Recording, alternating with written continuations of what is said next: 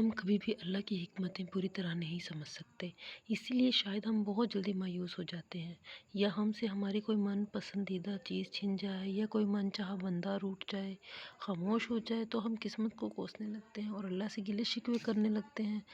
ہمیں پتہ ہی نہیں ہوتا اللہ تعالیٰ اگلے پل کیا کرنے والا ہے ہمارے ساتھ، پھر جب وہ ہم خوشی دیتا ہے تو اس کا شکر بجا لاتے ہیں، وہ شرمندگی کے ساتھ۔ یہ بھی بڑی بات ہے، مگر وہ جس حال میں رکھے شکر کرنا چاہیے۔ وہ رحمان کبھی ہمیں دکھ میں نہیں دیکھ سکتا۔ اللہ ایسے معجزے وہ کرتا ہے جن کا ہم وہم بھی نہیں کر سکتے۔ شکر الحمدللہ اس ذات کا، اس کی نعمتوں کا شکر ادا کیا کریں۔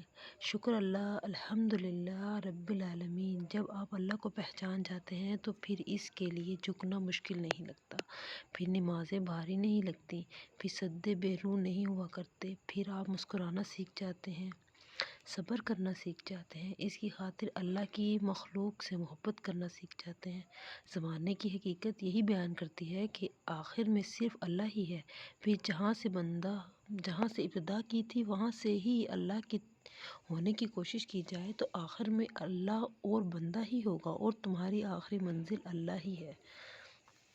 اللہ قدم قدم پر آزماتا ہے، دل کا جائزہ لیتا ہے، کیا واقعی میرا بندہ اپنے دعوے میں سچا ہے؟ کیا واقعی میرے بندے کو میرا دین ہی چاہیے، یا دنیا کی چکا چوند اور اسٹیٹس دیکھ کر میرا بندہ دین کو ڈیڈ لائن کر دیتا ہے؟ جنت کا راستہ قربانی مانگتا ہے۔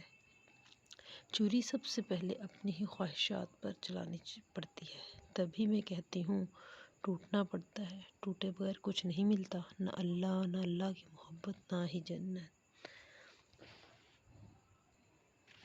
اگر آپ لوگوں کو میری تحریر پسند آئی ہو تو میرے چینل کو سبسکرائب کریں، ویڈیو کو لائک کریں اور کمنٹ میں بتائیں مجھے کہ آپ لوگوں کو یہ کیسی لگی۔ شکریہ۔